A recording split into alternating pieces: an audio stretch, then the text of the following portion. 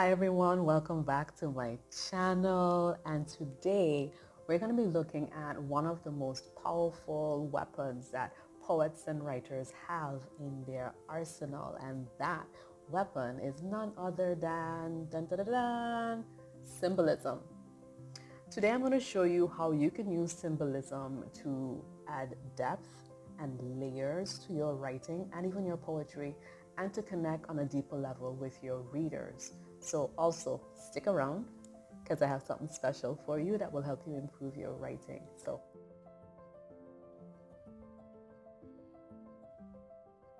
as mentioned before, symbols are conveying much deeper meanings and emotion beyond just the literal interpretation of the word themselves.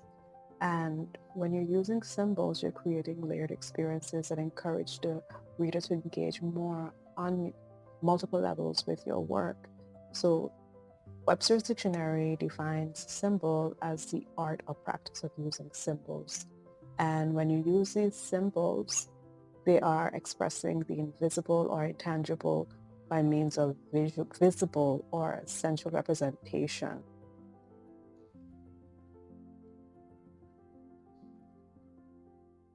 So here are 3 tips on which you can use symbols effectively. First one is to ensure that the symbols that you do select, the images or objects and motifs, that they do have meaning, that they're going to evoke emotions or some type of intellectual response. Ensure that it also aligns with the theme of the poem so that it has significance. The second thing is to avoid using cliches, because the idea is to always strive to move towards fresh and unique symbols that are not predictable. Thirdly, connect with the reader's experience. Readers should be able to understand the symbols, and they're understandable based on what the reader has been experiencing in their lives or able to grasp. It's wide open enough for personal interpretation and not too narrow. Fourthly, ensure that the symbol is actually building on the other elements in the poem, such as the tone and the setting, because you want to create and build an experience that is immersive.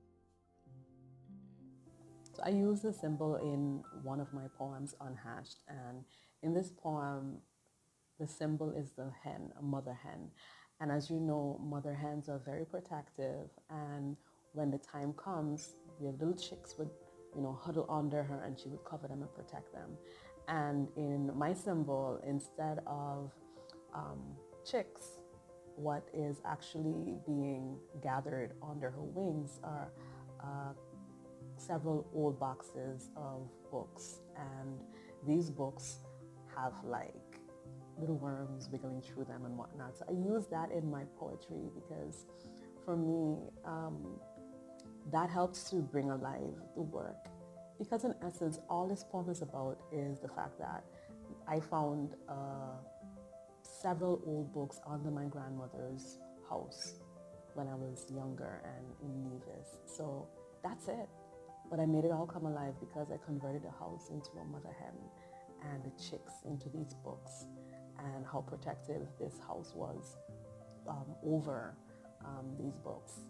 And yeah, that's one of the symbols for me growing up, and looking at how what my relationship is to books and how I feel about them. So that was one of the graphic pictures that I have, and how I use symbolism to make it come alive.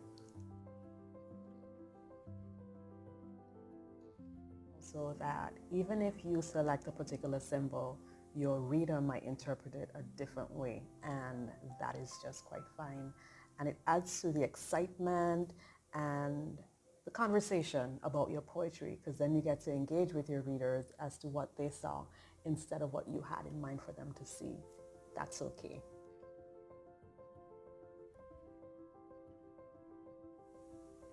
Now I want to hear from you.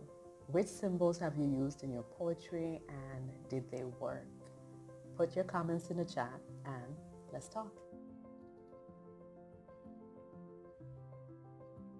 Do you want to dive deeper into symbolism? Fine. I have a worksheet for you, And this worksheet is going to help you choose and cultivate your symbols that you're going to be using in your writing and in your poetry. So go ahead, click the link, download your worksheet, and get started on your symbolism journey today.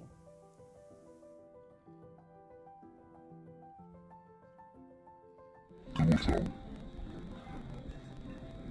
The grey walls are blank, boring, like mountain monkeys, and old ink invades the atmosphere. Before, brown people and their choreographed still-life portraits faded in the sun. Now, they're painted over, except for their tongue. Live in its juices, and dips the ink into memory, and with strong strokes repeats what has once been there. It is a fragmented history, but ours nonetheless.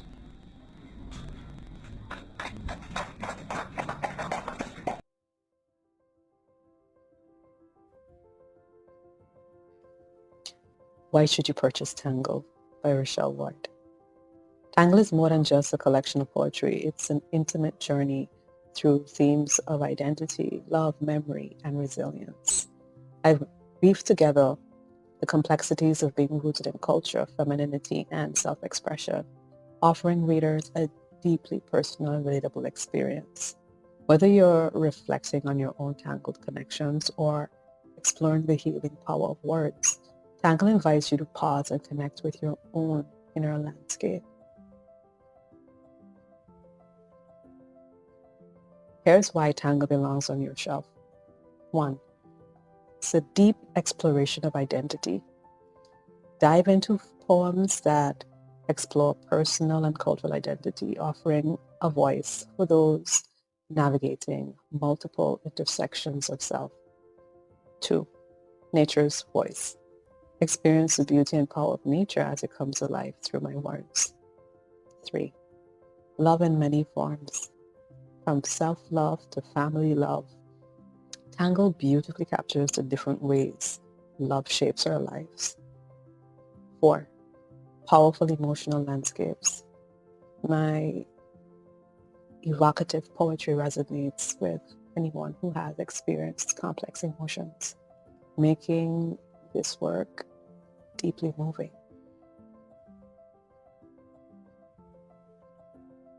So Tangled is not just a read, it's an experience, a collection that inspires and stays with you long after the final page. Purchase your copy today.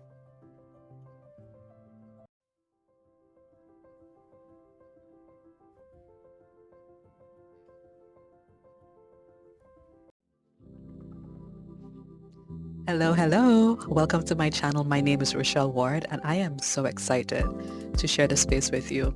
Here we explore the beauty of poetry, the power of words, and those intricate emotions together. I believe that poetry has a unique ability to connect us all. It captures our experiences, emotions, and the stories that we carry within us. In my collection, Tangle, I delve into themes of identity, love, nature, and the healing power of words. This is my debut collection, and it's a reflection of my journey as a poet and as a person. Each poem is an invitation to explore the tangled connections we have with ourselves, with each other, and with the world around us. I've seen how poetry can spark conversations and inspire change. And that's what I hope to create here. A community where we can share our thoughts, our passions, and our love for the written word. On this channel, you can expect poetry readings, writing tips, and discussions about the themes that resonate with us all. I've also shared behind-the-scenes glimpses of my writing process and the stories behind my poetry. So if you're passionate about poetry, looking for inspiration, or just curious about the world of words, you're in the right place. Please don't forget to hit the subscribe button and join our community. Together, Let's explore the tangled connections of life and creativity. Thank you for being here, and I can't wait to share this journey with you. See you in the next video.